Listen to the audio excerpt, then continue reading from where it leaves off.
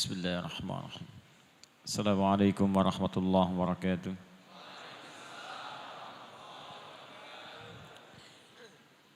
Alhamdulillahi wa kafa. Wassalatu wassalamu ala rasulillahil mustafa. Wa ala alihi wa sahbihi wa man wafa. Amma ba'd. Faya ibadallah. Usi nafsi wa iyakum bitaqwallahi faqad fazal muttaqun. فلا تموتن إلا وأنتم مسلمون فقال تعالى يا أيها الذين آمنوا اتقوا الله حق تقاته ولا تموتن إلا وأنتم مسلمون. Saudara-saudariku rahimani wa rahimakumullah dan mirsa Akhir TV dimanapun Anda berada, alhamdulillah kembali kita diberikan kesempatan untuk menjalani aktivitas di hari ini dan telah menunaikan salat maghrib berjamaah. Kita bermohon pada Allah Subhanahu wa taala semoga salat yang telah kita tunaikan beserta amalan sunnahnya diterima oleh Allah Subhanahu wa taala. Tema kita Sunnah An-Nabawiyah, keseharian Nabi sallallahu alaihi wasallam, dan sudah kita ambil beberapa poin pembahasan sampai pada 5 pembahasan di pertemuan yang lalu, dan sekarang adalah bagian yang berbeda di tempat yang tidak sama, untuk memberikan variasi dan keumuman bahasan atau ujian untuk kita semua.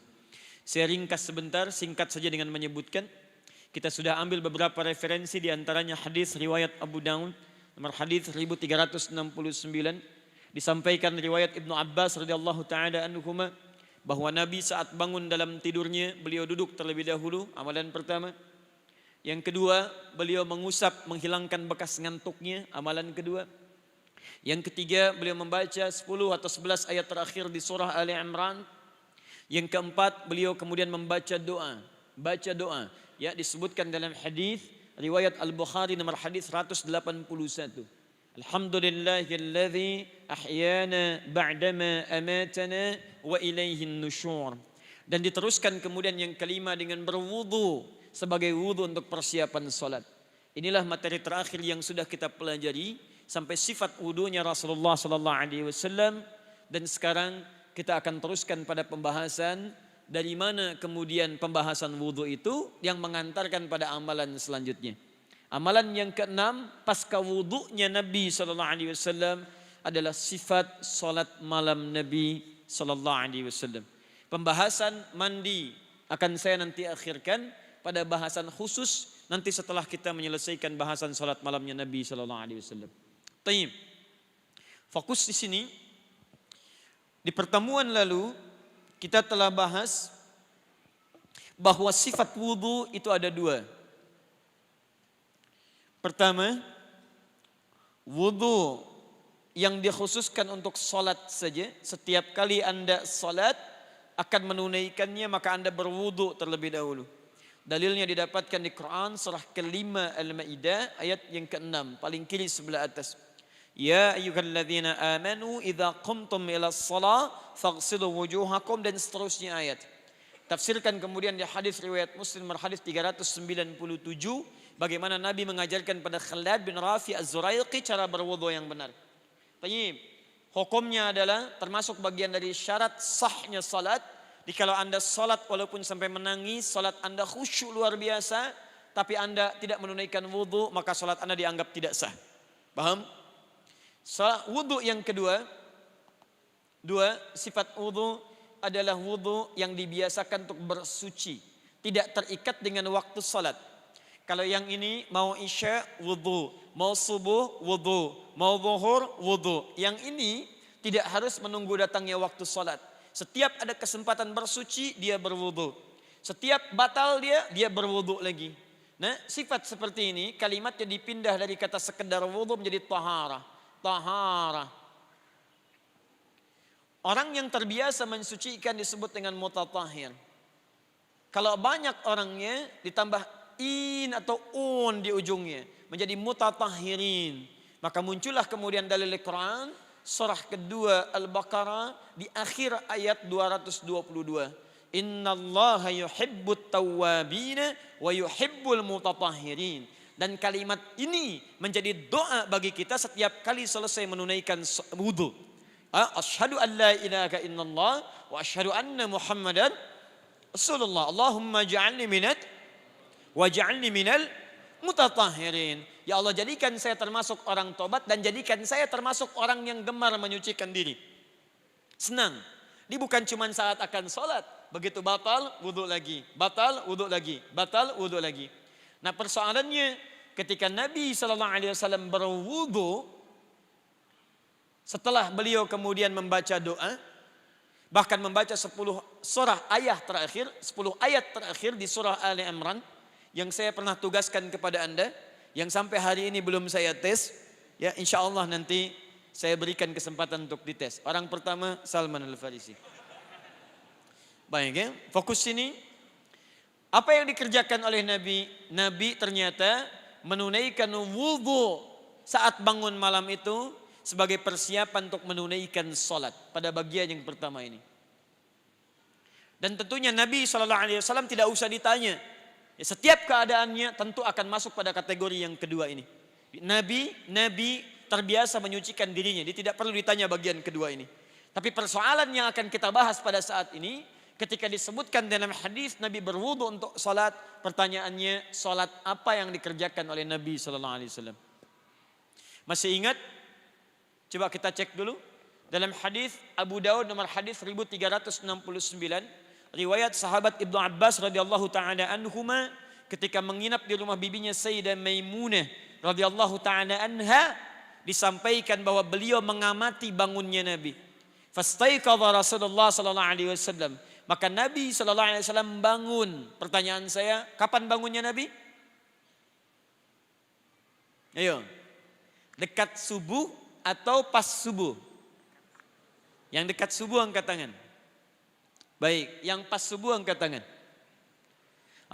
Dua-duanya keliru. Jauh sebelum subuh. Baik kan? Kalau dekat subuh, sekarang subuh jam berapa? Gak usah lihat ke sana, sini. Subuh jam berapa? 4.48. Dekat subuh 4.45 itu dekat subuh. Oke? Okay? Tapi kan di hadis itu dikatakan Nabi itu selalu bangun di pertengahan malam. Lebih sedikit atau kurang sedikit sebelum pertengahan malam. Kalau sekarang kita ambil nanti saat saya tunjukkan waktu bangunnya. Kalau kita ambil sekarang tengah malam misal posisi 12:30 atau jam 12. Lebih sedikit. Ya kisaran jam 1 Nabi sudah bangun. Untuk siap-siap kemudian berwudu, menunaikan sholat dan sebagainya. Karena dari jeda ke bangun, duduk, ngusap ngantuk, baca doa, jangan dikira 5 menit. Ada proses-proses yang nanti akan ditunjukkan kepada kita. Nah, sekarang teruskan dulu teman-teman sekalian. Karena bangunnya jauh sebelum subuh, maka otomatis wudu yang dimaksudkan adalah bukan wudu dalam artian untuk menunaikan sholat subuh semata.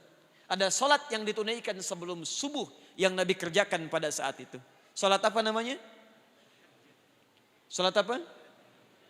Awas, hati-hati. Ingat perjanjian kita. Baik ya? Baik, sholat apa namanya?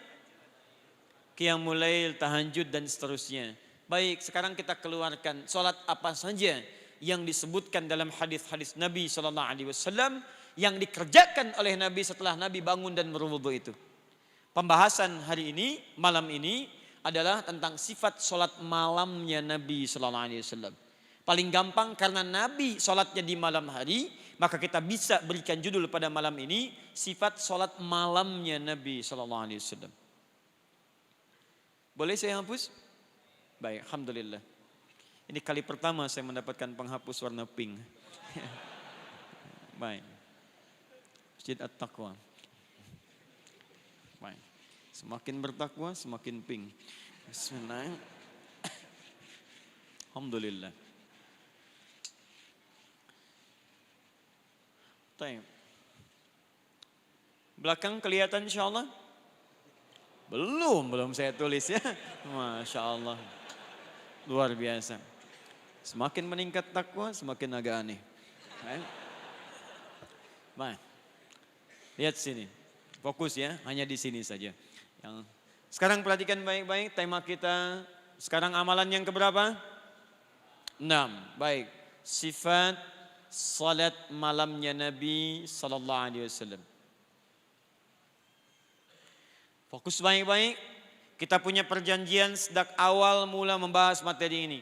bahwa setiap kalimat, setiap huruf, setiap ajaran yang telah kita bahas, sepanjang dalilnya kuat, argumentasinya juga kuat, bersumber dari Nabi, kita sepakat untuk siap mengamalkannya. Siap insya Allah? Tayyib. Hati-hati ya, kita sudah punya 5 amalan, maka setiap hari coba koreksi dari sekian itu berapa yang sudah kita amalkan. Nah, sekarang kalau kita terjemahkan, sifat salat malam, sifat sudah bahasa Arab, salat sudah bahasa Arab, saya turunkan kalimatnya begini, sifat salat, nah, malam apa bahasa Arabnya? Lail. Kalau lailah apa artinya? Malam artinya lail. Kalau lailah apa artinya? Bukan, Allah alam ada artinya. Baik, inna anzalnahu fi Lailatul Qadar. Kenapa bukan Lailatul Qadar? Kenapa Lailatul Qadar? Saya tunjukkan pada Anda perbedaannya. Ingat, dalam bahasa Arab itu apalagi bahasa Al-Quran, setiap huruf bahkan titik itu ada maknanya. Ingat baik-baik ya.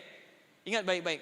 Kami mempelajari bahasa-bahasa Arab, tapi bahasa Quran itu beda dengan bahasa lainnya. Karena Quran firman Allah bukan kalimat manusia. Sekarang perhatikan baik-baik. Lail seringkali diterjemahkan dengan malam. Lailah juga malam. Kalau disebutkan lail, itu yang dimaksud waktunya. Waktunya terbentang dari ba'da isya hingga menuju ke dekat fajar. Jadi kalau Anda masuk kepada waktu isya misalnya, nah ini ba'da isya, sekarang isya jam berapa? Lihat sini. 19:38. Baik ya, dikurangi 3, 35. Normalnya 38 tapi di At-Taqwa kurangi 3 karena Anda ngintip ke sebelah sana. Jakarta 31, Palembang tambah 7, 38. At-Taqwa kurangi 3, 35. Baik. Bismillah. Salman ngintip. Dari Isya sampai dengan menjelang fajar, ini yang disebut dengan lail. Di kalau Isya-nya misalnya 7.35, kemudian Anda selesai menunaikan Isya kisaran jam 8, maka dari jam 8 sampai menjelang fajar 20 misal 00 sampai dengan fajarnya tadi jam berapa? 4.48 misal, kita sebutkan saja 4 misalnya 30, 18 menit untuk waktu sahar.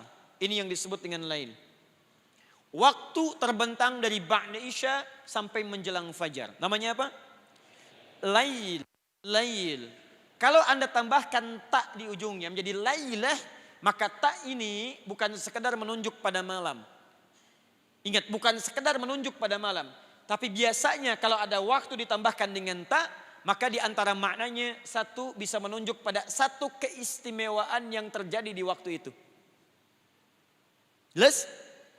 2, bisa menunjuk pada sifat yang berbeda dengan waktu-waktu yang lainnya.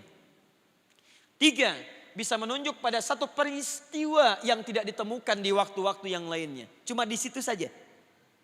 Jelas ya? 4, bisa menunjukkan waktu spesifik yang beda dengan malam-malam yang lainnya. Kalau saya mau tanya pada Anda, aina anta amsil lailah? Kemana kamu pada malam yang kemarin? Yang kemarin aja, malam-malam yang lain saya nggak tanya. Maka Anda tambahkan tak di ujungnya, tidak seperti yang ini. Kalau Anda ingin mengatakan ada peristiwa besar terjadi pada malam itu, tidak terjadi pada malam yang lain, maka jangan sebutkan kalimat lain, tapi tambahkan tak setelah kalimat lain. Perhatikan detilnya bahasa Al-Quran, diksi Quran. Ketika menggambarkan malam Al-Qadar, peristiwanya dahsyat. Tidak terjadi di malam yang lain. Waktunya hanya di situ saja. Tidak terbentang pada yang lain. Peristiwanya itu, keistimewaannya tidak disaingi oleh yang lain. Sifatnya beda dengan yang lain. Di antara sifatnya malaikat pada turun. Di antara sifatnya alam begitu tenangnya. Di antara istimewanya pahala di malam itu lebih daripada 1000 bulan. Dan waktunya tidak akan ditemukan di malam-malam lain. Maka disebutkanlah kemudian kalimat yang menggunakan tak lailah bukan lail. Inna anzalnahu fi lailatul qadar. Lailah mubarakah. Lailah pakai tak. Tidak menggunakan kalimat biasa. Perhatikan, kalau bukan firman Allah mustahil seperti ini. Ya, jamaknya layali. Ditarik kemudian menjadi nama, jadi lila, leli, lili, laila, laili. Itu malam artinya. Ibu leli, ibu malam-malam. Pakai pink. Dulu ya. Jelas? Tanya. Nah sekarang kalau saya katakan misalnya Salat malam. Malam di sini menunjuk pada apa? Waktu. Baik, kalau Anda salat malam sekarang saja apa sebelumnya salat? Halo? Sebelumnya salat. Kalau cuma malam ini saja berarti yang kemarin gak pada salat. Baik, yang kemarin malam ada yang salat? Ada. Kemarinnya lagi ada yang salat? 15 tahun yang lalu ada yang salat? 15 abad yang lalu ada yang salat? Halo? Angkat tangan, ada yang salat 15 abad yang lalu? Hah? Ada. Nabi salat, sahabat salat 15 abad yang lalu. 13 abad yang lalu. 10 abad yang lalu. Sampai dengan sekarang. Besok akan ada yang salat? Insya Allah. Pekan depan ada yang salat? Insya Allah sepanjang belum kiamat. Malam masih ada peluang menunaikan salat. Karena waktunya tidak terbatas di satu tempat. Keistimewaannya terus menyebar setiap malam. Maka kita hilangkan taknya karena berlaku umum. Kita sebutkan sholatul lail. Jelas? Maka malam di sini menunjuk kepada waktu. Nah, sekarang pembahasan tentang sholat malam ini nanti saya turunkan kalimat-kalimat Qur'annya. Quran tidak menyebutkan laila tapi lail nanti. Ada 5 bagian pembahasan. 1. Kita akan bahas tentang keutamaan sholat malam. Esensinya. Kalau tidak ada keutamaannya, kenapa mesti bangun malam? Saking utamanya Nabi sampai berusaha menunaikan tiap malam. Bahkan kemudian kakinya sampai bengkak-bengkak. Kita akan lihat. Nabi sudah dijamin surga tapi masih menunaikan sholat malam. Kalau tidak ada keutamaan di dalamnya mustahil Nabi mengerjarnya. 2. Definisi sholat malam. Apa pengertian sholat malam itu? 3. Kita bahas waktu sholat malam. Kapan ditunaikannya? 4. Jenis salat malam, ada berapa salat malam itu? Sebagian orang hanya membagi 2, ada tahajud, ada qiyamul lail, adakah salat yang lain? Kita lihat. 5. Fokus. Jumlah rakaat salat malam. Berapa jumlah rakaatnya? Awas, karena ini juga bagian yang cukup sensitif, terutama saat datang Ramadan. Aneh, kalau nggak ada Ramadan, nggak ada masalah. Begitu tiba Ramadan, luar biasa banyak perbedaan-perbedaan. Dan jadi rame. Dan tidak lucunya adalah tiap tahun selalu dibahas. Kenapa nggak pernah selesai? Yuk kita selesaikan sebelum Ramadan sehingga saat Ramadan kita sibuk ibadah. Bukan sibuk mendebatkan segala hal yang sudah selesai pada masa-masa yang lalu. Jelas ya? Taib. 6. Bagaimana cara menunaikannya? Ini yang paling penting. Caranya. Ya. Awas hati-hati karena nanti Anda menemukan sesuatu yang unik. Nabi salat 11 rakaat, 1 rakaatnya 5 juz 4 halaman, bisa nyampe subuh. Orang sekarang luar biasa, 23 rakaat 7 menit. Allahu Akbar, Allahu Akbar, Allahu Akbar, Allahu Akbar. Nah, nanti kita lihat seperti apa. Awas, kita tidak memvonis orang, tidak boleh demikian. Saya tidak mengajarkan Anda untuk menyalahkan orang lain. Kita itu membahas dengan argumen, dalilnya seperti ini. Paparkan seperti ini, pendapat ulamanya demikian. Kalau Anda setuju silahkan ikuti, tidak sepakat tidak usah berselisih. Paham ya? Berselisih hanya membuang-buang waktu Anda saja. Buang-buang waktu. Yang penting Anda punya keyakinan, argumentasinya ada. Dan itu yang kami ajarkan. Kalau ada yang pernah belajar dengan saya, sibuk mencela orang lain, saya bersaksi pada Allah saya tidak pernah mengajarkan orang itu. Ya. Fokus ini. Kita bahas yang pertama. 1, kita turunkan dalilnya. 1, keutamaan sholat malam. Pertama, dibagi oleh Quran pada 2 bagian. Bagian pertama untuk masalah dunianya. Jadi kalau Anda rajin menunaikan sholat malam, Allah berikan keutamaan dalam kehidupan dunia Anda. Awas, hati-hati. Ini belum sampai ke akhirat. Di dunia diberikan keutamaan. Kedua, diberikan keutamaan saat di akhiratnya. Masya Allah. Saya turunkan. Dalilnya turunkan. Untuk masalah dunia langsung dari Quran. Quran surah ke-17 Al-Isra. Ayat 79 sampai dengan 81-nya. Kemudian untuk urusan akhiratnya kita ambil 2 surah dulu. Quran surah ke-51 ayat 15 sampai dengan ayat 17. Yang ini paling kiri sebelah atas agak sedikit pertengahan, yang ini sebelah kanan paling atas agak sedikit pertengahan. Dua-duanya posisi yang sejajar, satu di kiri urusan dunia, satu di kanan urusan akhirat. Baik.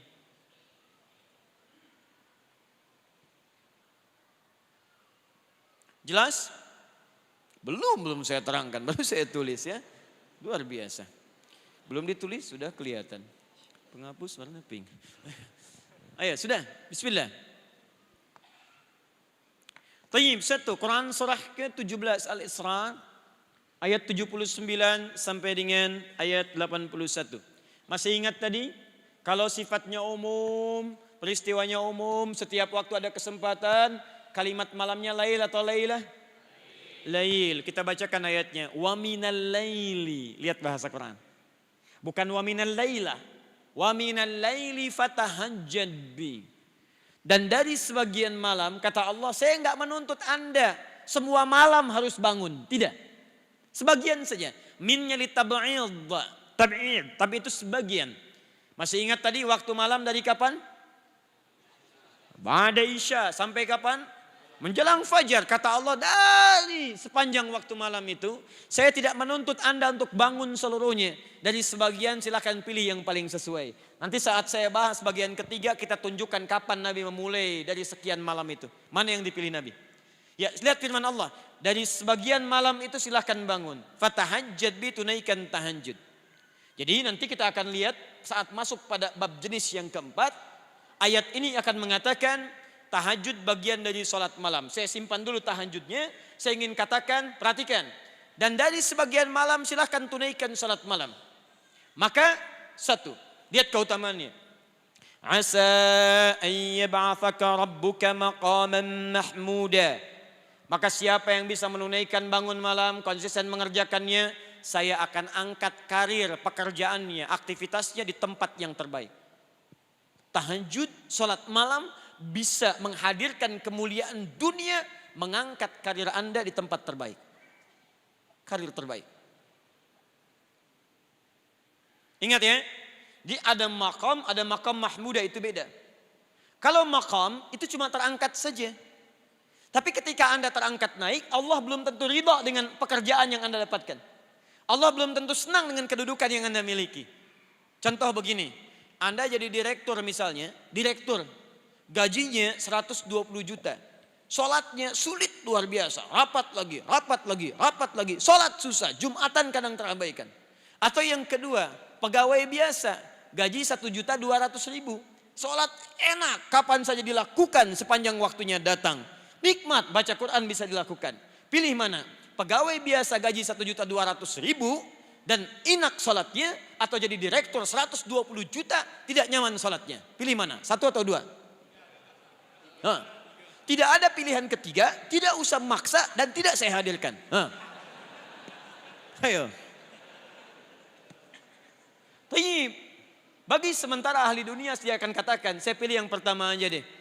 Karena ketika saya bisa meraihnya, saya mungkin berbeda dengan orang lain. Perhatikan, jika Anda naik ke satu tempat, tapi tempat itu tidak membuat Anda dekat dengan Allah, sehingga tidak ada rasa untuk bersyukur pada Allah. Ketika orang bersyukur mengatakan Alhamdulillah, Alhamdulillah.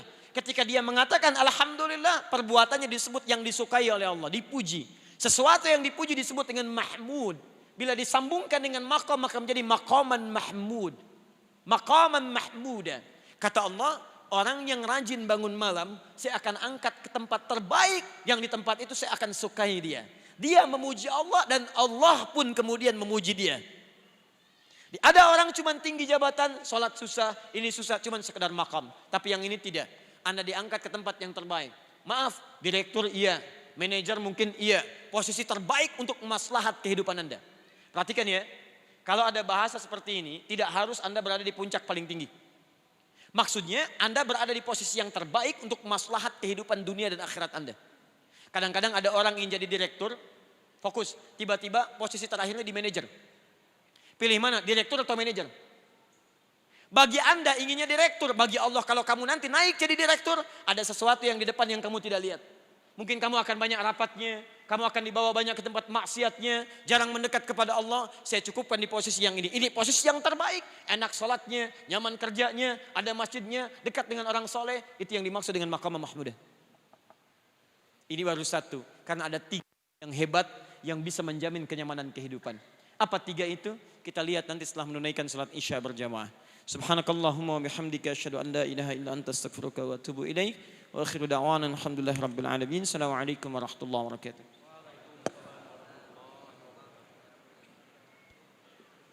Assalamualaikum warahmatullahi wabarakatuh. Alhamdulillah. Wassalatu wassalamu ala rasulillah wa ala alihi wa sahbihi wa man wala. Amma ba'd. فيا عباد الله أوصي نفسي وإياكم بتقوى الله فقد فاز المتقون فلا تموتن إلا وأنتم مسلمون فقال تعالى يا أيها الذين آمنوا اتقوا الله حق تقاته ولا تموتن إلا وأنتم مسلمون. Saudara-saudariku dan pemirsa Akhir TV dimanapun Anda berada, alhamdulillah kita telah menunaikan salat Isya berjamaah. Semoga salat kita diterima oleh Allah Subhanahu wa taala. Salat malam yang dituntunkan oleh Nabi sallallahu alaihi wasallam berdasar isyarat Al-Qur'an.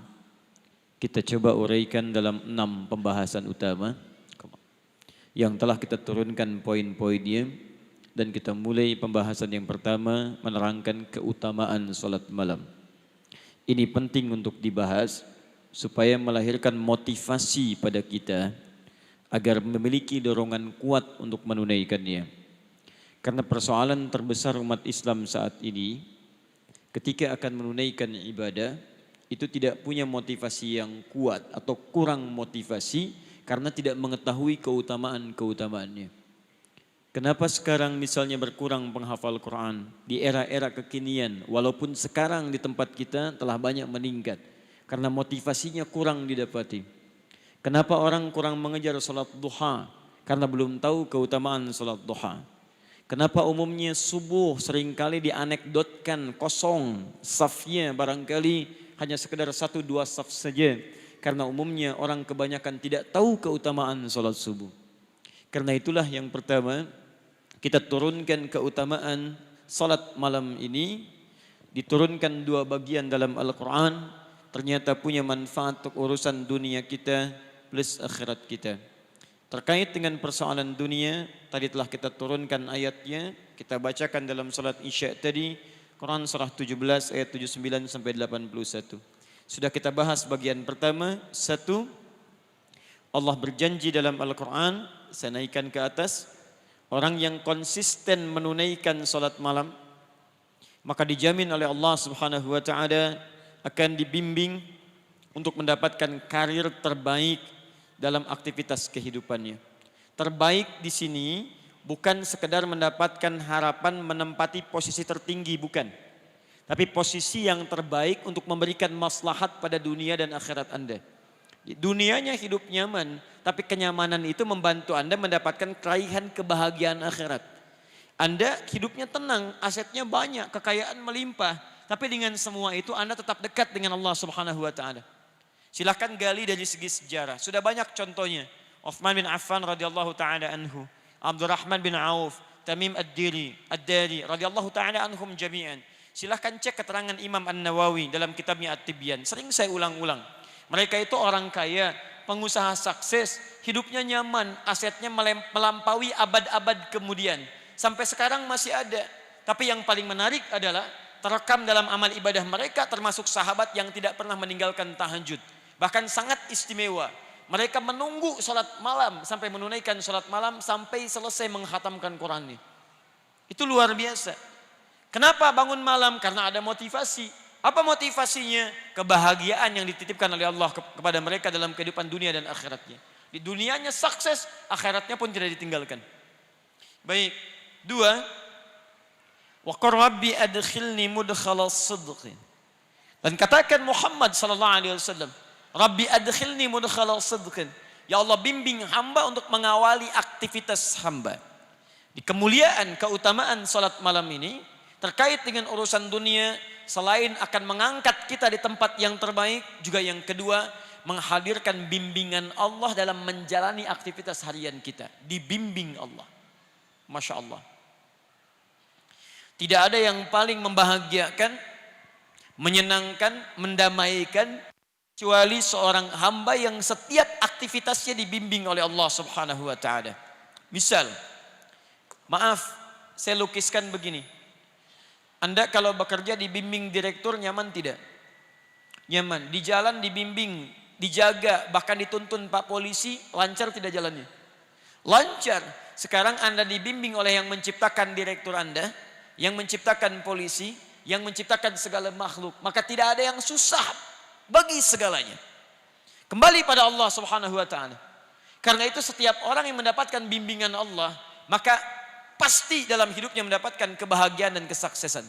Nah, jika Anda ingin dibimbing oleh Allah Subhanahu wa taala, maka di antara amalan spesifiknya ada amalan-amalan dasar standar seperti salat, infak, baca Quran, Al-Baqarah ayat 3 sampai dengan ayat 4-nya. Tapi ada yang paling istimewa, yang kalau Anda kerjakan ini dari ujung kepala sampai ujung kaki Anda mendapat bimbingan Allah Subhanahu wa taala. Begitu mau jalan langkah Anda dibimbing Allah. Anda tidak akan melangkah pada yang tidak disukai oleh Allah Subhanahu wa taala. Jangankan yang maksiat, yang membuat Anda sulit pun Anda akan dipalingkan. Misal, Anda mau jalan nih, di jalan ada kemacetan yang menimpa musibah secara umum. Orang terjebak macet, tiba-tiba baru Anda keluar, ada tiba-tiba datang kepada Anda. Pak, jangan lewat situ, macet. Ah, masa sih? Tadi saya melihat tidak macet, itu tadi Pak, sekarang macet. Belok. Allahu Akbar. Begitu Anda kunjungi tempat, Pak, jangan yang itu Pak, yang lain saja. Kenapa? Di situ tidak cocok buat Bapak. Ada seorang masuk ke sebuah toko, dia terbiasa rajin menunaikan malam ini, ibadah ini. Allahu Akbar. Begitu mau masuk dan masuk ke rumah makan, tiba-tiba dengan sopan penjaganya mengatakan, maaf Pak, di tempat ini nampaknya agak kurang cocok dengan Bapak. Kenapa memang? Akan lebih baik di tempat yang lain saja Pak. Baik, karena makanan-makanannya tidak dicantumkan logo halalnya, tapi ketika melihat orang ini tiba-tiba mengatakan, memberikan dari awal, Pak, jangan di sini, tempat lain lebih baik untuk Bapak.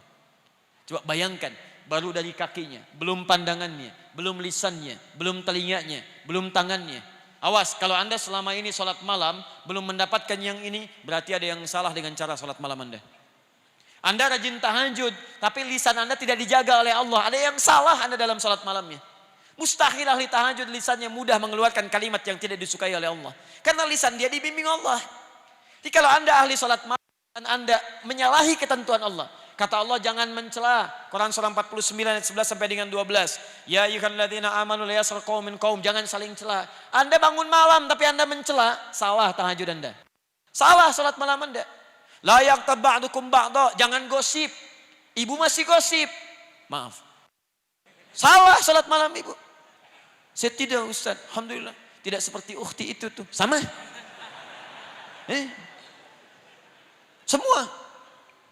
Memang lisannya tidak bicara, tapi tangan itu yang nulis status, itu yang mencela orang, itu yang gosipkan orang, itu yang nyebarkan hoax, itu yang nyampaikan ini, itu salah. Sampai ke ujung kaki. Ini tolong koreksi ya, karena setiap ibadah itu ada indikator keberhasilannya. Anda tidak meraih itu, ada yang salah dalam pekerjaan ibadah Anda. Semua ibadah, bahkan jangankan sholat malam, sholat standar saja, yang 5 waktu, ukurannya salah satunya, Quran surah 29 ayat 45. Innas salata tanha anil fahsya. Jadi kalau Anda benar sholatnya, fahsya hilang, mungkar itu terbuang. Fahsya, keburukan yang nampak, datang lewat syahwat. Pornografi, porno aksi, LGBT, itu fahsya. Di mustahil ada orang sholat mengerjakan perbuatan tadi. Dia tidak mengerjakan tapi membela pelakunya, salah juga. Orang mengerjakan sunnah dicela-cela. Orang kemudian mengerjakan perbuatan fahsya dibela-bela. Ada yang salah dalam sholat dia. Jangankan sholat malam, yang standar aja dia masih di bawah standar. Sama dengan ban, bawah standar. Salah. Mungkar perbuatan yang diingkari oleh hati. Mencuri itu mungkar, bohong itu mungkar, korupsi mungkar. Maaf, membunuh mungkar. Luar biasa mungkarnya. Saya anjurkan tolong, ya, jangan berbuat kerusakan di muka bumi. Apalagi pembunuhan terhadap orang beriman itu sangat berbahaya. Itu saya ingatkan ya, hati-hati betul. Sekarang nampaknya mudah menghilangkan nyawa orang lain. Apalagi orang-orang yang sangat dekat dengan Allah Subhanahu wa taala. Jangankan level alim, ulama, ustaz, Anda level orang beriman biasa saja, taruhan Anda neraka jahanam tidak keluar dari situ. Quran surah 4 An-Nisa. Perhatikan, hati-hati, awas. Sampai dengan ayat 92-nya, paling kanan di pertengahan. Awas, hati-hati, hati-hati. Lihat baik-baik. Ada ancaman dari Quran. Wa may yaqtul mu'minan muta'ammida. Jika ada seorang merencanakan pembunuhan pada satu orang beriman, fajazauhu jahannam, maka ancaman bagi orang itu neraka jahannam. Awas, khalidan fiha, kekal di dalamnya, tidak akan keluar. Wa ghadiballahu alaihi, dan Allah murka kepadanya. Ya, maaf, masuk neraka jahannam saja sudah sulitnya luar biasa, apalagi masuk dimurkai Allah. Awas, hati-hati. Wa ghadiballahu alaihi wa la'anahu, dilaknat oleh Allah. Wa a'adda lahu 'adzaban 'azima, dan dijanjikan siksa berlipat di neraka jahanam itu. Enggak berlipat saja sudah dahsyat, apalagi dilipat. Hati-hati. Awas ya, hati-hati, hati-hati, karena kita bermohon pada Allah Subhanahu wa taala agar kita dilindungi dari perbuatan-perbuatan mungkar. Apalagi tingkat yang paling tinggi tadi, ya. Saya lihat ada banyak berita sekarang, kita doakan pada Allah Subhanahu wa taala semoga orang yang telah berbuat keburukan-keburukan dibimbing oleh Allah untuk kembali bertobat dia, karena taruhannya luar biasa dahsyat. Awas, hati-hati ya. Kalau memang ada orang yang kurang dari jiwanya, terganggu jiwanya, bahkan disebut kemudian dengan gila dan kalimat-kalimat semacamnya, maka dijaga, diarahkan, dibimbing, disembuhkan supaya kembali. Ya, tapi hati-hati. Resiko terbesar untuk menyakiti orang lain sampai kehilangan nyawa adalah sesuatu yang sangat dahsyat. Dulu waktu kejadian di bom Tamrin, saya ke Lampung, kemudian ditanya, Ustaz, apakah bom di jalan Tamrin termasuk jihad fisabilillah? Saya katakan jihad fisabilillah itu jihad di jalan Allah, bukan di jalan Tamrin.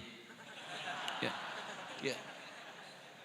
Tolong dijaga ya, orang-orang kurang sehat sekarang banyak, dan agak anehnya kok yang dicari para ulama, para ustadz dan sebagainya. Wa akhrijni mukhrajal sidqin, dan dia dibimbing mendapatkan solusi dari setiap persoalan yang dihadapi. Solusi, diberi jalan keluar. Yang ini dibimbing ketika mengerjakan, yang ini dibimbing ketika punya masalah. Masya Allah. A dengan B sama-sama punya masalah. Masalahnya di rumah tangga. Persoalannya cukup sama. Masalah A dengan B sama. Yang paling luar biasa, A ini punya kedudukan tinggi luar biasa. Pendidikannya juga tinggi. S-nya sampai 3, S3. Masya Allah. Yang ini Masya Allah cuman S1 kerupuk 2. Ya. Pendidikan tinggi. Harta melimpah. Masalah sama dengan keluarga. Cuman karena persoalan perilaku dan sebagainya. Beda pendapat sampai rame. Apa yang terjadi? Yang ini cuman dengan senyuman selesai. Sayang. Masya Allah. Kayaknya kenal, selesai masalah. Kenapa? Oh Masya Allah. Mau kemana Pak? Mau ke hatimu. Oh Masya Allah, selesai masalah. Yang ini, wah Masya Allah, nyapa susah. Kayak gak kenal. Padahal tiap hari itu yang dilihat, ke kamar itu yang dilihat, keluar itu yang gak selesai-selesai. Yang ini, rumah tangga tenang, keluar tenang, di kantor tenang, hatinya lapang, ke rumah makan tenang. Teh Mbak, Masya Allah. Pakai gula, gak usah terlalu manis, yang penting setia. Oh, luar biasa. Enak. Ayo bikin status. Kayaknya besok pagi ada yang praktek di rumah itu. Jadi teman-teman sekalian, jadi orang-orang yang dekat dengan Allah, dia merajut hubungan dengan Allah Subhanahu wa taala, maka Allah akan jaga dalam setiap persoalan hidupnya. Di kantor dia nyaman. Di kampus dia tenang. Ada orang yang besok ujian luar biasa sibuknya. Masya Allah. Bahkan disebut luar biasa ada kalimat minggu tenang. Padahal tidak tenang pada saat itu. Belajar sana, belajar sini. Tenang di mana? Pikir sana, pikir sini. Tapi sebagian orang ada yang santai saja. Orang ke kelas, dia ke masjid. Dia baca, dia juga baca. Dia bangun malam harinya. Esoknya tenang dia hadapi. Luar biasa. 4. Waj'alni min ladunka sultanan nasira. Ini yang dahsyat. Ini yang dahsyat. 4. Allah akan lindungi dia langsung dari pihak-pihak yang ingin mencelakainya. Dilindungi oleh Allah. Diberikan perlindungan. Bisa beda-beda caranya nanti, ya. Bisa beda-beda, lain-lain caranya. Teman-teman sekalian, saya berikan contoh yang paling dahsyat. Ayat ini diantaranya turun memberikan keterangan saat Nabi SAW dikepung oleh banyak pemuda. Ada yang menyebut 100 pemuda. Dengan kebiasaan yang khusus. Kalau kita pasukan khusus ya. Dengan pedang terhunus. Luar biasa. Dikepung satu rumah. Di dalamnya direncanakan 3 orang. 1, Nabi SAW. 2, teman setia beliau. Seangkatan dengan beliau. Sedekat usia dengan beliau. Abu Bakar As-Siddiq. Sehidup dengan beliau. Semati di samping beliau kuburnya. Sesurga dengan beliau. Mertua beliau orang yang sangat mulia. Dan sangat disayangi oleh Nabi SAW. Dipilih oleh beliau untuk menemani hijrah. Sehidup, sehijrah, sekubur bersamaan di sampingnya. Dan sesurga dengan beliau. Abu Bakar As-Siddiq. Sangat keterlaluan kalau ada orang-orang yang mencela Abu Bakar As-Siddiq. Ya, dia tidak hidup bersama Nabi. Tidak menemani Nabi saat hijrah ke Madinah. Dikubur tidak di samping Nabi. Surga belum jelas. Jangankan dengan Nabi, masuk surga aja belum tentu jelas. Berani mencela seseorang yang jadi mertua Nabi, kerabat Nabi, hidup bersama Nabi, hijrah dengan Nabi, wafat kuburnya di samping Nabi, dijamin surga lewat lisan Nabi. Anda siapa? Tayyib. Yang ketiga, seorang pemuda, brilian, genius. Menantu Nabi, 1 mertua, 2 menantu. Menantu Nabi, di antara sekian pemuda, beliau yang dipilih untuk mencintai dan dinikahkan menjadi pasangan hidup. Sehidup, sewafat, sampai sesurga. Bersama putri terkasih Nabi, Sayyidah Fatimah radhiyallahu ta'ala anha. Dari jalur ini adalah keturunan zuriyah Nabi sampai dengan sekarang. Sayyidina Ali bin Abi Thalib radhiyallahu ta'ala anhu. Pemuda yang jenius, luar biasa, bakatnya luar biasa, dan nyalinya sungguh tangguh. Kata Nabi, ya Ali, saya dengan Abu Bakar akan hijrah. Kamu tunggu di sini, gantikan saya di tempat tidur saya.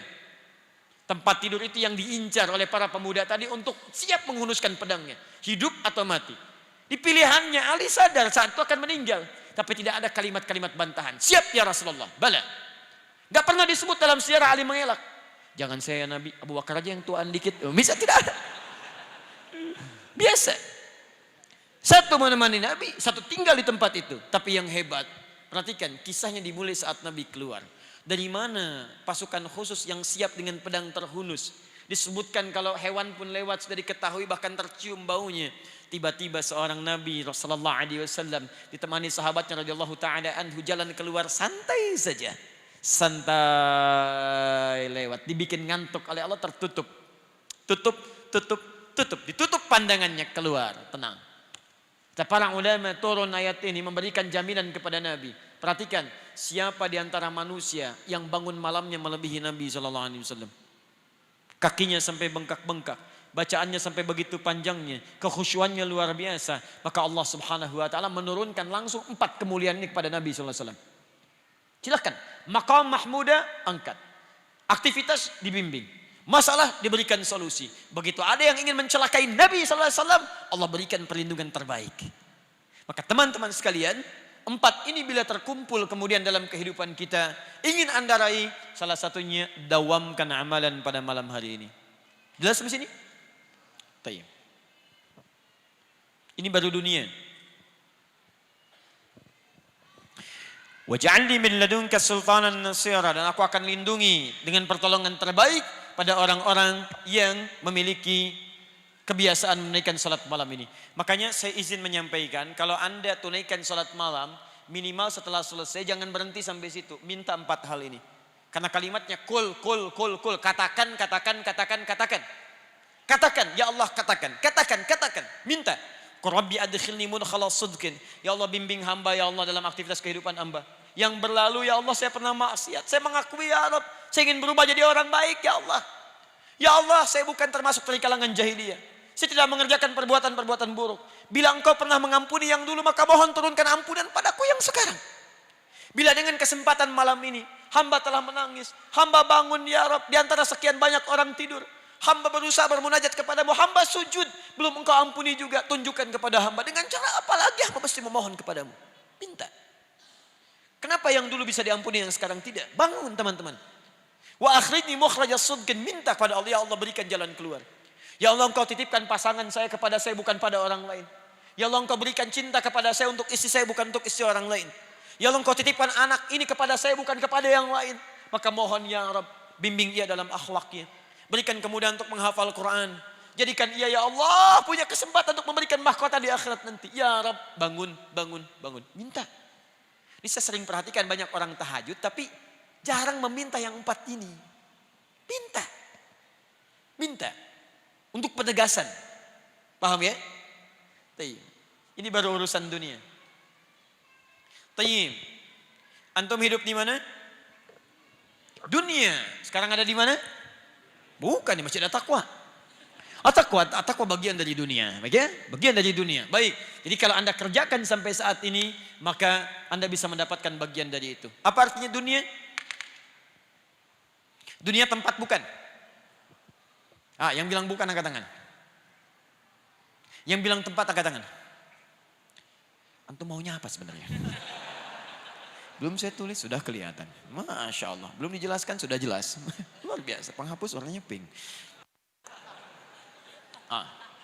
Sini lihat baik-baik. Lihat baik-baik. Dunia itu sebetulnya asal kalimatnya bukan menunjuk pada tempat. Tapi sifat. Tempatnya disebut dengan ardun. Sama wal ard. Sama wal ard. Inna fi khalqis samawati wal ard. Ard itu tempatnya. Segala yang dipijak itu tempatnya. Dunia itu sifatnya. Dari kata dana. Dana yadnu dunuan. Dana. Artinya sesuatu yang dekat. Singkat. Dekat, singkat. Sifatnya disebut dengan dunia kalau dialami. Kenapa disebut dengan dunia? Karena segala yang kita alami seakan-akan singkat. Seakan-akan masanya dekat. Kayaknya kita baru kemarin ketemu ya. Iya. Padahal udah 30 tahun yang lalu. Kayaknya kemarin kita baru jumpa. Iya. Padahal cucu udah 18. Kayaknya baru kemarin kita kajian. Sekarang kajian lagi. Kayaknya. Silahkan cek. Segala yang pernah dialami seakan-akan dekat. Makanya disebut dengan dunia. Tidak lama. Pemiliknya kalau laki-laki disebut dengan Dani namanya. Dani. Orang yang memiliki kedekatan luar biasa. Kalau pakai Ahmad misalnya Ahmad Dani. Ya. Perempuan tinggal tambah tak di ujungnya. Dania. Nia, Daniati misal. Ya. Dekat. Sifatnya disebut dengan dunia. Jadi hidup Anda yang singkat di dunia. Perasaan yang dialami singkat, sesingkat itu pun Allah masih berikan 4 keutamaan dalam kehidupan Anda. Sekarang persoalannya, bagaimana dengan yang abadi? Akhirat. Sedangkan akhirat lebih baik daripada yang pertama. Sifat itu mu'annas. Kalau mudzakkar disebut awal. Kalau mu'annas disebut ula. Ini yang akhirat lebih baik daripada yang ula. Walal akhiratu khairul laka minal ula. Yang ini singkat, yang ini panjang. Yang ini sementara, yang ini sementerus. Jadi kalau Anda di sini merasa fakir, Anda ke sini punya bekal kaya, ini cuma sebentar. Anda meninggal, hilang fakirnya. Sini masuk, kaya selamanya. Balik, Anda di sini merasa kaya, merasa hebat. Rumah mewah, mobil banyak, kaya. Tapi fakir urusan akhirat. Maaf, ketika meninggal, kaya Anda selesai. Dan tidak dituliskan di batu nisan Anda. Apakah dituliskan di batu atau di kayu nisan Anda? Mantan orang kaya sepalembang. Tidak. Gelarnya semua sama. Mau merasa kaya, mau merasa cukup, mau merasa hebat, mau yang sederhana, cuman satu. Almarhum. Allah yarham. Selesai. Tapi Anda tidak punya bekal ini, al-faqir. Selamanya di akhirat fakir. Karena di akhirat tidak ada meninggal lagi. Coba silahkan cek. Pilih mana? Fakir dunia, kaya akhirat, atau kaya dunia, fakir akhirat? 1 atau 2? 3, selalu 3. Iya, kan di sini banyak yang aneh. Baik. Tapi untuk yang ini tidak. Kembali pilih yang ketiga. Baik urusan dunia, akhirat kita pun bahagia. Maka turunlah kemudian ketentuan Allah di Quran surah ke-51 ayat 15 sampai dengan ayat ke-17. Dalam Isya tadi saya bacakan juga di rakaat yang kedua. Baik, perhatikan. Saya bacakan ayatnya. Innal muttaqina fi jannatin wa 'uyun. Quran surah 51 Adz-Dzariyat ayat 15. Sungguh sebagian dari orang takwa akan ada yang tinggal di taman-taman surga. Masya Allah. Taman. Mengalir sungai-sungai yang sangat indah. Jannatin wa 'uyun. Bukan cuma surga, dekat dengan tamannya. Anda kalau tinggal di satu komplek, bukankah yang paling indah yang dekat dengan taman? Menikmati airnya, mengalirnya, bunganya, segalanya, buahnya. Masya Allah begitu keluar lihat buahnya. Lihat tamannya. Teduh ada sungainya. Taman surga. Apa keunggulannya? Akhidhina ma atahum rabbuhum. Bukan cuma tinggal di tempat yang indah itu. Tapi dia langsung mendapatkan kenikmatan langsung dari Rabbnya. Nanti saya kasih bocoran sedikit ya. Sebetulnya ini rahasia di antara kita tapi gak apa-apa lah saya sampaikan. Lihat baik-baik. Di surga itu ada gambaran di Quran. Bila Anda masuk ke surga, itu paling minimal akan dilayani oleh pelayan surga. Pelayan surga. Namanya wildanun mukhalladun. Surah Al-Insan. Kalau laki-laki maka dilayani oleh bidadari surga. Kalau perempuan dilayani oleh siapa? Gak ada bidadara. Pangeran-pangeran surga. Wildanun mukhalladun. Itu Masya Allah. Cantik dan gantengnya seperti mutiara yang berkilauan. Tak pernah nampak saat di dunia. Mala ainun ra'at. Tak pernah didengar kisah sebelumnya. Wala udhunun sami'at. Wala khatara ala qalbi bashara. Bahkan kata Nabi, Anda melamunkan sekarang gak seperti lamunan Anda. Jangan dikiaskan. Jauh bedanya. Wajahnya seperti mutiara yang berkilau-kilau. Bi aqwabi wa abarika wa ka'sim min ma'in. Dia membawa gelas-gelas dengan untayan yang indah gemerlap. Lapisannya emas, ada mutiara-mutiara. Senyumnya menawan tak terlukiskan. Anda bayangkan sekarang enggak seperti itu. Indah. Itu baru yang standar. Tapi ini, yang ini lain. Akhidhina ma atahum rabbuhum. Mereka langsung mendapatkan segala kenikmatan surga dari Allah Subhanahu wa taala. Rabbnya langsung. Dan tak terlukiskan. Saking indahnya, luar biasa. Wajah penghuni surga ini memancarkan cahaya yang begitu luar biasa. Cahaya yang tak terlukiskan, itu disebut dengan nadhir, pakai dha. Quran surah 75 ayat 22 sampai dengan 23. Wujuhu yawma idzin nadhirah. Ada orang-orang yang wajahnya berbinar-binar saat di surga nanti. Bukan karena masuk surganya, tapi ayat 23-nya. Ila rabbiha nadhirah. Rabb itu yang merawat, yang memperhatikan, memberikan kecukupan, menyembuhkan saat sakit, segalanya. Rabb. Pada saat di dunia dia tidak dilihat. Nampak dalam penglihatan kita, tapi saat di akhirat tiba-tiba ada golongan yang langsung diperkenankan melihat Allah tanpa hijab, berbinar segalanya. Di mana dia salah satu surganya? Taman surga. Apa amalannya? Ayat 17-nya. Sambungkan dulu ayat 16. Innahum kanu qabla dzalika muhsinin. Mereka itu saat di dunia adalah orang-orang yang ihsan. Jadi sifat ibadahnya bukan cuma ibadah, tapi punya sifat ihsan. Apa amalan orang ihsan ini? Ayat 17-nya.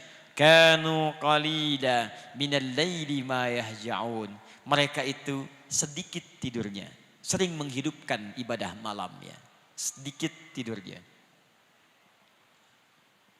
Sering menghidupkan ibadah malamnya. Kalau Anda bisa menghidupkan malam, dan kalau sudah disebutkan ibadah malam, hampir seluruh hadis menunjuk pada masalah salat malam. Silakan cek. Seluruh hadis hampir umumnya ketika menyebutkan ibadah malam, maka pada umumnya akan menunjuk pada salat malam. Maka ahli taman surga ini yang mendapat kemuliaan, mendapat anugerah terbesar, salah satunya adalah amalannya dia sering menghidupkan malam. Dan kalimat Qur'annya indah, dia sedikit sekali tidurnya, sedikit tidur. Saya sering katakan kalau Quran hadis mengungkap sebuah istilah, Anda jangan kurangi, jangan tambahkan istilahnya, maka akan keluar dari maknanya. Dikurangnya Anda tidak amalkan, ditambah, maka keliru pemaknaannya. Kata Quran kalau ingin masuk taman surga sedikit tidur, Anda tambahkan sedikit tidur.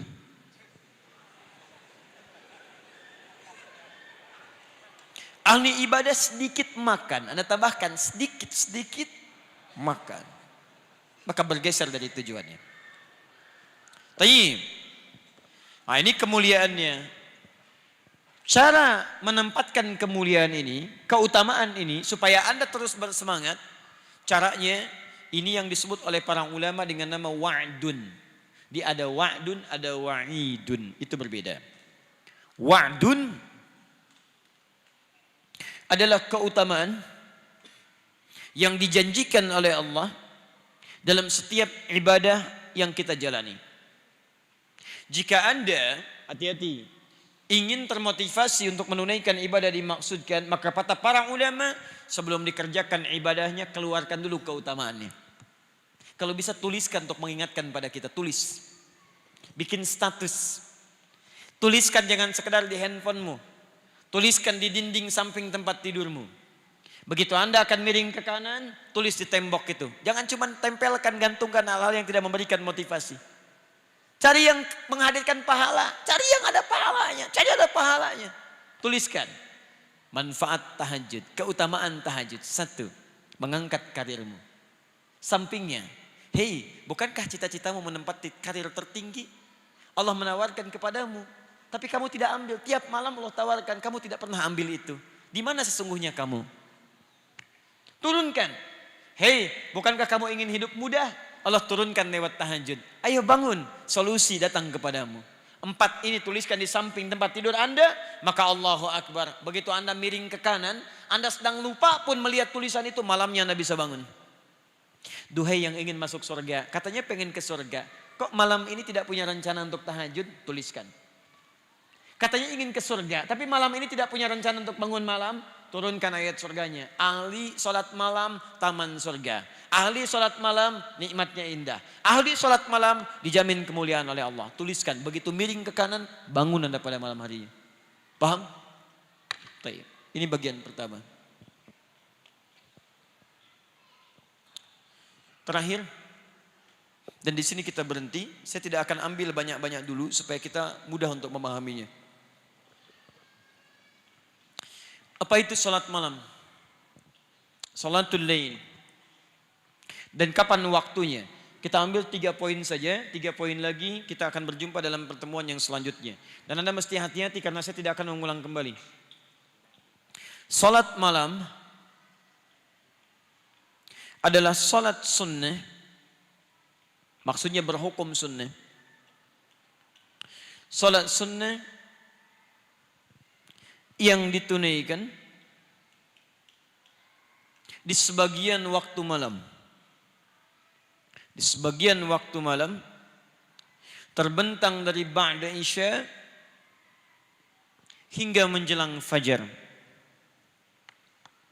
Kalau saya sebut ba'da isya bukan hanya setelah salat waktu isya, tapi setelah salat isyanya ditunaikan. Jadi jangan sampai Anda bangun malam, isya belum dikerjakan, tahajud duluan. Awas ya. Baik, hati-hati.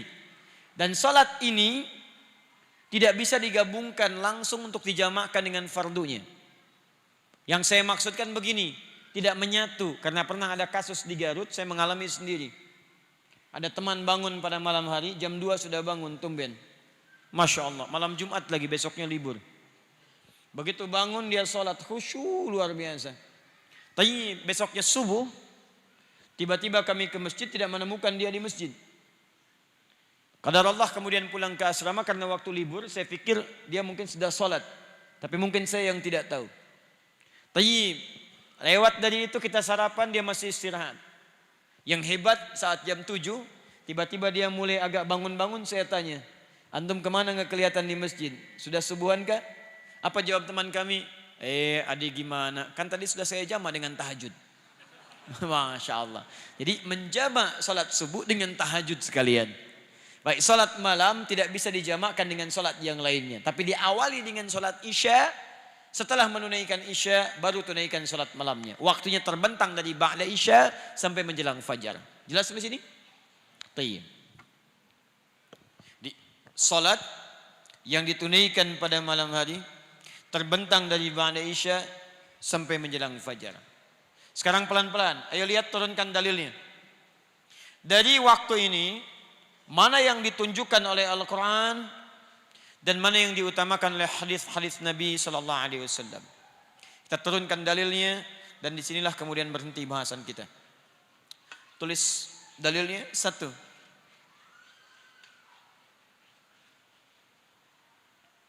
Quran surah ke-17 tadi ayat 79. Turunkan ini, tafsirkan dengan Quran. Surah ke-73 Al-Muzammil ayat kedua sampai ayat ketiga.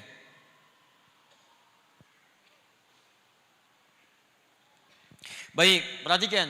Wa minal laili fatahajjad bi. Quran surah 17 ayat 79. Dan dari sebagian malam silahkan bangun, tunaikan salat. Di situ jenis yang pertama tahajud. Sekarang fokus minal lail, dari sebagian malam. Artinya tidak harus sepenuh malam dari ba'da isya sampai dengan menjelang fajar. Kalau sekarang kita batasi jam 20 misalnya sampai kurang lebih jam 4 lewat 30. Misal, fokus. Dari waktu ini, mana yang diutamakan kemudian untuk bisa ditunaikan untuk sholat malam. Lihat baik-baik. Quran surah 73 ayat 2 sampai dengan 3. Surah Al-Muzammil. Ya ayyuhal muzammil. Qumil layla illa qalila. Silahkan kamu bangun malam. Qumil layla, ayo bangun malam. Illa qalila. Maksud kalimat illa di situ walaupun cuma sedikit. Ayo manfaatkan. Yang penting ada bagian malam. Misal Anda bangun jam 4 nih, sebentar lagi ke fajar. Ayo bangun, sepanjang masih ada kesempatan masuk waktu malam, tunaikan sholat pada saat itu. Perhatikan ya, kalau saya berikan rahasia pemahaman, kalau Anda temukan dalam Al-Quran atau hadis yang kita diminta semaksimal mungkin untuk memanfaatkan ibadah, sekalipun waktunya singkat, itu artinya ada yang sangat penting di waktu itu. Quran mengatakan, walaupun Anda dapatkan sedikit dari malam, coba bangun, tunaikan sholat. Itu artinya ada yang penting di situ. Ada yang sangat penting. Ini kan ibadah hukumnya sunnah. Tapi saking pentingnya Allahu Akbar. Kata Allah, kalau dapatkan sedikit pun, ayo bangun, tunaikan. Karena ada yang penting di situ sekalipun hukumnya cuma sunnah. Paham? Nisfahu, pertengahan malamnya. Awil qus minhu qalila, setengah dari malamnya. Atau boleh tidak dari setengah malamnya, sebagian dari malam-malam itu. Lihat sini. Kalau saya katakan misalnya, misal ini 20 sampai dengan jam 4.30. Berapa jam? Jam 8 ke jam 4 berapa jam? 8 jam. 8 jam bagi 2 berapa jam? 4 jam. Jam 8 tambah 4 jam berapa? 12. Nisfahu, tengah malam, pertengahan. Lihat sini, bagi pertengahan. Jadi Anda bisa mulai bangun jam 12. Ini bangun. Sudah sholat belum? Belum, baru bangun. Allahu Akbar. Tidak. Kan tadi ada 5 sunnah, ingat 5 sunnah. Ini bangunnya pertengahan malam. Tapi untuk sholat ya kan tidak langsung. Begitu Anda bangun jam 12, kapan sholatnya? Lewati dulu 5 tahapan. Ingat ke hadis tadi, lihat. Saya katakan pada Anda, setiap kita belajar, jangan tinggalkan pelajaran sebelumnya. Makanya saya sangat tegas dan cerewet. Ingat lagi. Saat bangun, hadis Abu Dawud nomor hadis 1369. Amalan pertama apa? Duduk. Begitu bangun duduk. Apa Anda kira begitu duduk langsung sadar? Tidak, kadang-kadang butuh waktu. Begitu duduknya bangun jam 12. Tapi saat Anda duduk, lihat jam, sudah jam berapa? Gak percaya silakan, beda antara duduk baru bangun dengan duduk Anda sekarang. Anda duduk langsung sadar, Anda bangun duduk belum tentu seketika sadar. Masya Allah, sudah 12:30. Itu baru duduk. Gak percaya silakan, malam nanti Anda bangun duduk. Begitu duduk, Anda begitu lihat sudah lewat sekian menit. Misal 12:10. Ini kalau nggak lihat alarm ya. Karena kalau lihat alarm kadang berbeda. Alarm kan suka dipasang 3 kali kan? Pasang 3 kali. Baik, bisa. 11:45, 11:55, jam 12:00. 11:45 untuk mematikan alarm ini, bangun jam segini. 55 mematikan alarm yang kedua. Jam 12 Anda bangun, tapi kadang-kadang sekarang kan ada 2 tipe. Tambah 10 menit lagi atau matikan langsung. Ya kan? Ada 2 tipe kan? Baik, kadang-kadang kita tidak sadar begitu pijit, tak 10 menit kemudian. 10 menit kemudian baru diingatkan lagi. Jadi begitu ketiduran bangun lagi 10 menit kemudian. Lihat sini, kalau Anda benar-benar sadar 10 menit 12:10. Kan bekas ngantuk. Begitu menghilangkan kantuk, taruh 5 menit, 12:15. Setelah itu apa yang ketiga? Baca 10 sampai 11 ayat terakhir di surah Ali Imran. Baik, berapa menit butuh ayatnya? Berapa menit baca 11 ayat Ali Imran terakhir? Berapa menit? 10 menit angkat tangan. 5 menit angkat tangan. Masya Allah. Itu kalau hafal. Coba kalau hafalannya dibolak-balik. Inna fi khalqi samawati wal ardi wa ikhtilafil laili wan nahari la ayat. Mana ayatnya? Mas buka lagi. Ulang lagi catatan, buka lagi. Masya Allah. Misal, alhamdulillah 10 menit. Misalnya sampai 15 menit. 12:15 tambah 15 berapa? 12:30. Setelah itu baca apa? Doa alhamdulillahilladzi ahyana ba'da ma amatana wa ilaihin. Berapa menit? 1 menit kurang cuman baca. Tapi kan yang saya ajarkan bukan cuman dibaca. Yang saya ajarkan Anda memaknai doa itu. Bacanya cuman semenit, tapi pemahamannya kalau benar-benar Anda baca, bisa Anda menangis pada saat itu. Mungkin Anda menghasilkan sampai dengan 5 menit. Ya Allah, kemarin saya begini, saya bertekad sekarang lebih baik lagi. Ya Allah, kemarin saya berjamaah 3 waktu, sekarang 5 waktu, ya Allah. Ya Allah, kemarin saya ke masjid cuma sekali, saya kesanakan 5 kali. Bismillah. Alhamdulillahilladzi ahyana ba'da ma amatana wa ilaihin nusyur. Ya Allah, terima kasih tidak diwafatkan malam ini, ya Allah. Mohon ya Allah kalau ini hari terakhir bagi kehidupan saya, berikan kesempatan untuk saya berubah. 5 menit. 12:30 tambah dengan 5 berapa? 12:35. Setelah itu kemana? Wudu. Apa langsung wudu? Begitu bangun baca doa langsung wudu. Toiletnya di mana? Kamar mandinya di mana? Makanya di hadis disebutkan, maka Nabi bangun bangkit menuju tempat tertutup. Nuju itu jalan artinya. Ke tempat toilet berapa menit? Kalau Anda kuat gak ada masalah, tinggal keluar. Tapi begitu bangkit setannya datang. Awas, di pinggir itu ada yang putih-putih, rambutnya panjang. Mulai. Taruh misalnya 5 menit. 12 berapa? 40. Baik. Buka, masuk. Kemudian apa yang dikerjakan? Wudu. Berapa menit wudunya? Kenapa jadi ragu-ragu sekarang? 5 menit. 5 menit itu yang biasa wudu. Yang saya ajarkan bukan wudu seperti itu kan? Yang saya ajarkan pertemuan lalu, wudu sambil mengukur kesalahan Anda. Wudu sambil berzikir kepada Allah. Ingat bagaimana bisa memperbaiki diri Anda. Bagaimana wajah Anda bercahaya, tangan Anda bercahaya, kaki Anda bercahaya. Belum doanya yang Anda tobat di situ. Anda minta jadi orang suci yang baik. Maksudnya berusaha menyucikan diri Anda. Proses itu butuh luar biasa. Berapa menit? 10 misal, 10 sampai 15 menit. 12:40 tambah 10 berapa? 12:50. Apa? Setelah wudhu apa? Belum, keluar dulu dari tadi. Keluar dulu dari kamar mandi. Masa langsung sholat? Begitu wudhu sholat. Kan ada di kamar mandi. Keluar dulu, keluar kamar mandi. Masya Allah. Baru setelah keluar kamar mandi Anda apa?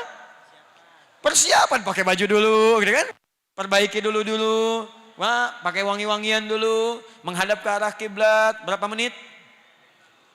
Masya Allah. Ayo paskan sampai jam 1, 10. Beres-beres keseluruhannya misalnya jam 1.30, misal setengah 2. Misal saja. Maka dari itu hadisnya kembalikan ke hadis semula. Fastaiqadha Rasulullah SAW. Nabi SAW itu bangun. Lihat. Di pertengahan malam lebih sedikit. Ba'dahu qalilan. Lebih sedikit. Di ketika Nabi bangun. Kemudian dari proses itu kata Ibnu Abbas. Lebih dari tengah malam itu baru Nabi menunaikan sholat. Artinya saat Anda bangun malam tidak otomatis seketika langsung sholat. Anda butuh persiapan untuk menunaikan sholat.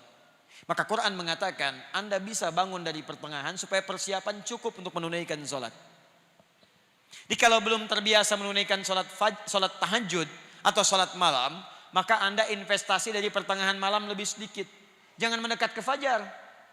Subuhnya 4.48, Anda bangun setengah 4, belum pernah sholat malam. Duduknya aja udah butuh 15 menit.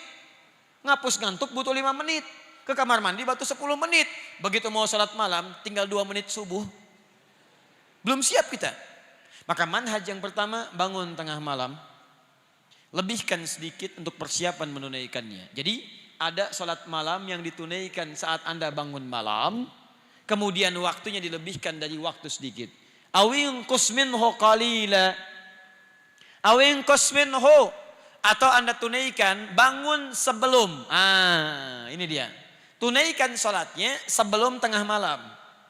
Lihat sini. Jadi ada yang ditunaikan sebelum jam 12. Bahkan tidak didahului dengan tidur. Bahkan tidak didahului dengan tidur.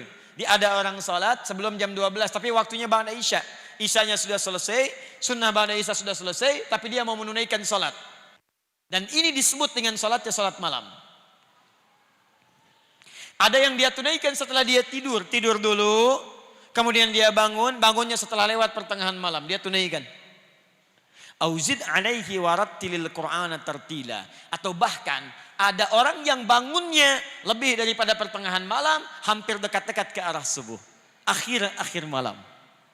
Kalau saya bagi, awal malam, pertengahan malam, akhir malam.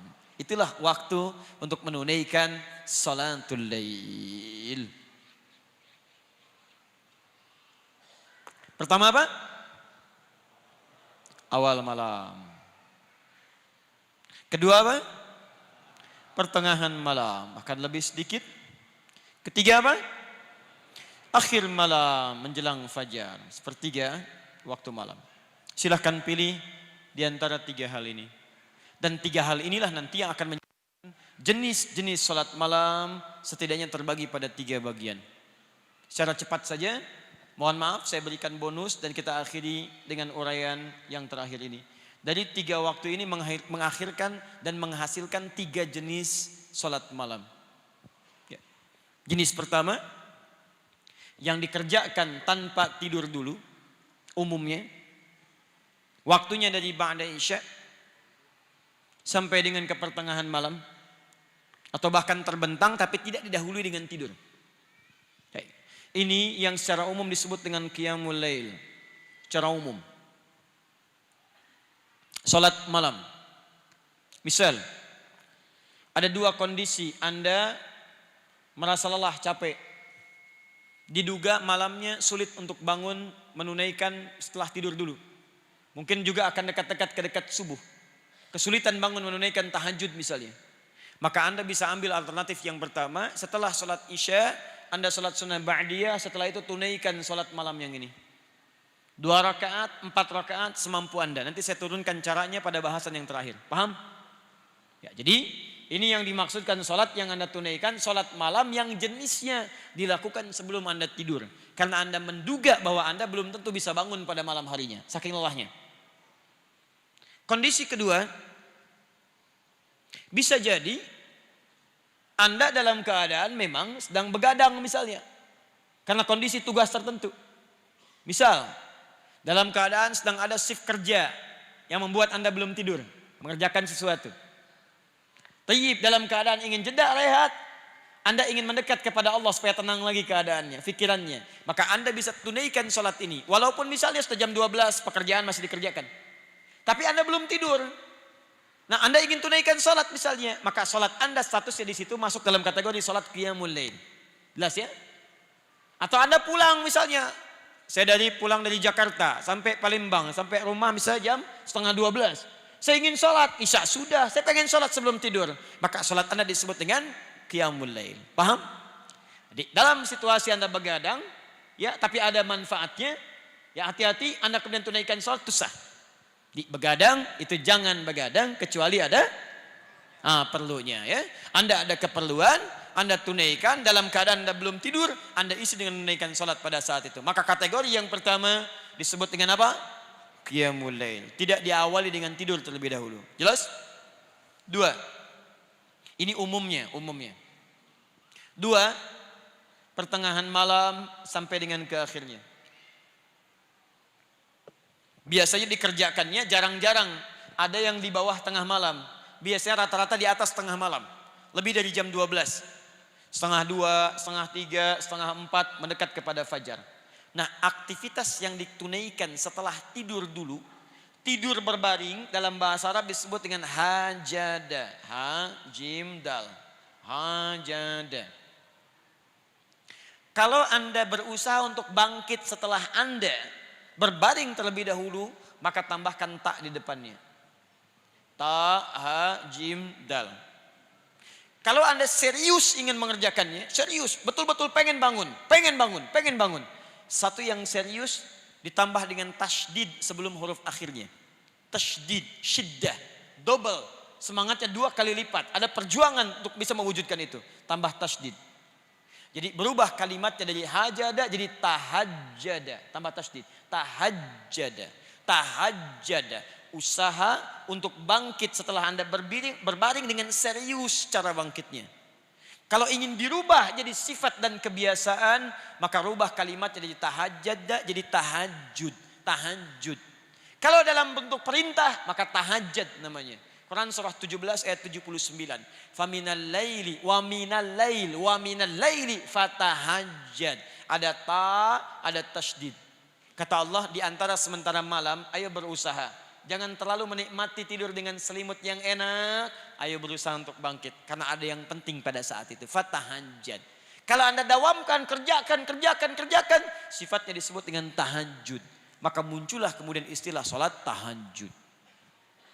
Sholat yang ditunaikan setelah Anda tidur berbaring terlebih dahulu. Umumnya dikerjakan lewat dari tengah malam sampai dengan akhirnya. Paham? 3. Terakhir. Dan betul-betul yang terakhir,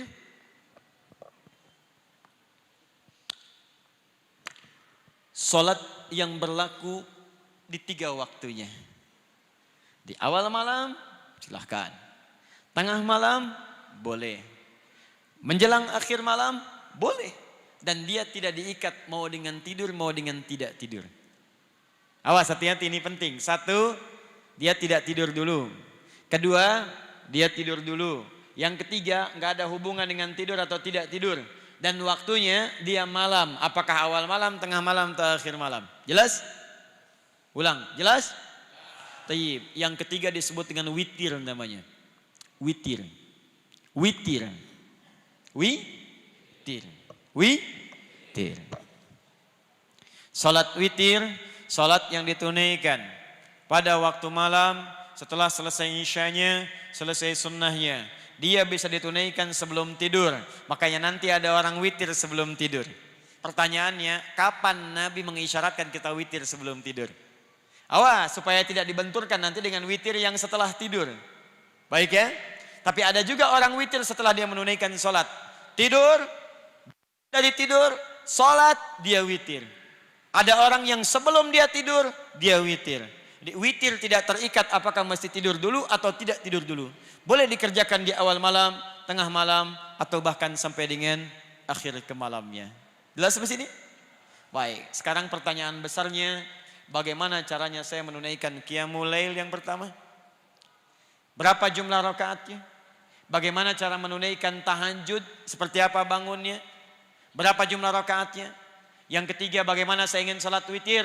Apakah awal malam atau akhir malam? Kalau saya sudah salat witir awal malam, kemudian bangun malamnya, apakah witir lagi atau tidak? Kalau sudah kemudian witir lagi, apakah kemudian salat tahajud lagi atau tidak? Berapa jumlahnya? Berapa caranya? Dan yang paling hebat adalah saat Ramadan, apakah masih berlaku atau tidak? Kalau saya sudah tarawih, apakah tahajud lagi atau tidak? Dan pertanyaan ini selalu datang tiap tahun. Kenapa nggak pernah tuntas? Nah teman-teman, kita akan tuntaskan semuanya ini. Kita bahas dari akarnya sampai dengan dalilnya, sampai dengan jumlah rakaatnya. Kalau 11 berapa formulanya, berapa formasinya. Kalau kemudian mohon maaf, awas. Kalau 23 seperti apa formasinya. Kalau 36 ada atau tidak. Kalau 11 pun yang benar yang mana. Apakah formasi yang 443 atau yang santai 22221 ujungnya. Itu kan? Seperti apa dan bagaimana Nabi mengerjakannya. Lepas daripada itu, kita akan gali keseluruhannya. Pertanyaannya, kapan kita uraikan itu? Pada pertemuan selanjutnya.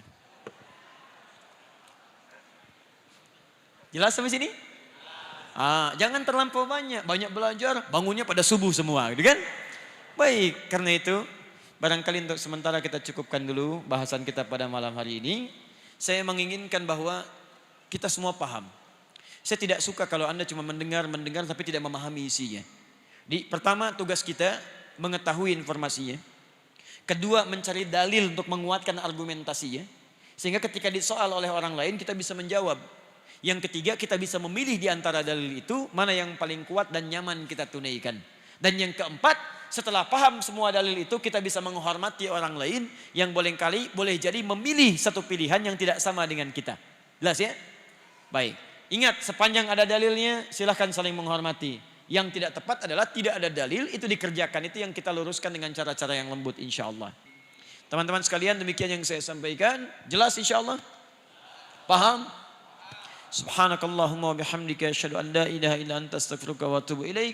Wa akhiru da'wana alhamdulillahi rabbil alamin. La'afu minkum takbir. Assalamualaikum warahmatullahi wabarakatuh.